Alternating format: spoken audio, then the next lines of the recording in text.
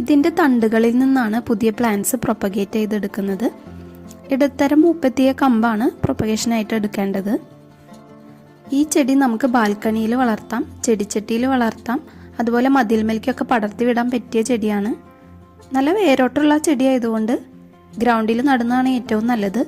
ഇനിയിപ്പോൾ ചെടിച്ചട്ടിയിൽ നടാനായിട്ടാണ് ഉദ്ദേശിക്കുന്നതെങ്കിൽ നമ്മൾ നല്ല സൈസുള്ള ഒരു ചെടിച്ചട്ടിയിൽ വേണം ഇത് നടാനായിട്ട്.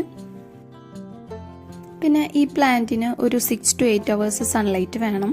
പാർഷ്യൽ സൺലൈറ്റിലായാലും ഇത് വളരും, പക്ഷെ ഒരിക്കലും ഷെയ്ഡുള്ള സ്ഥലത്ത് കൊണ്ട് വളർത്തരുത്. നല്ല നീർവാർച്ചുള്ള മണ്ണിൽ വേണം ഈ ചെടി നട്ടു കൊടുക്കാനായിട്ട്. ചെടി നട്ടൊരു 2-3 വർഷം കഴിഞ്ഞാലാണ് സാധാരണയായി ഇതിൽ പൂക്കൾ ഉണ്ടാവാറ്. പെട്ടെന്നൊന്നും പൂക്കൾ ഉണ്ടാവുന്ന ഒരു പ്ലാന്റ് അല്ലത്. ഇതിന് വളമായിട്ട് ചാണകപ്പൊടി, എല്ലുപൊടി, കമ്പോസ്റ്റ്, കടലപ്പിണ്ണാക്ക്, വേപ്പിൻ പിണ്ണാക്ക് ഇതൊക്കെ ഇട്ട് കൊടുക്കാവുന്നതാണ്.